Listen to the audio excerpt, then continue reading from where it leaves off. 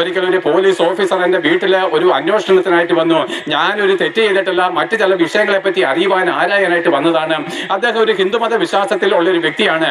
അദ്ദേഹം ആ കേസ് അന്വേഷണത്തിന്റെ കാര്യങ്ങളൊക്കെ ചോദിച്ചു കഴിഞ്ഞപ്പോൾ ഞങ്ങൾ ആത്മീയ വിഷയത്തിലേക്ക് പ്രവേശിച്ചു. അപ്പോൾ അദ്ദേഹം എന്നോടൊരു ശ്ലോകം ചൊല്ലിട്ട് ഇങ്ങനെ പറഞ്ഞു: അനന്തം അജ്ഞാതം അവർണ്ണനീയം ഈ ലോകഗോളം തിരിയുന്ന മധ്യേ അതിന്റെ എങ്ങാണ്ട് ഒരിടത്തിരുന്ന് നോക്കുന്ന മർത്യൻ കഥ എന്ത് കണ്ടു. ഈ ഭയങ്കരമായിരിക്കുന്ന പ്രപഞ്ചങ്ങളുടെ നടുവിൽ ഒരു കോണിലിരുന്നു കൊണ്ട് ഈ പ്രപഞ്ചത്തിന്റെ അവസാനത്തെ ആ ഗോളം കണ്ടെത്തുവാൻ ശ്രമിക്കുന്ന മനുഷ്യരുടെ ബുദ്ധി അവൻ പ്രകീർത്തിച്ചു. എന്നിട്ട് പറഞ്ഞു, മനുഷ്യൻ എന്നാണ് ഇതിനെ കണ്ടെത്തുന്നത്, മനുഷ്യൻ എന്താണ് ഈ പ്രപഞ്ചത്തിന്റെ അവസാനത്തെ ഗോളം കണ്ടെത്തുന്നതെന്ന് അവൻ അന്വേഷിച്ചു.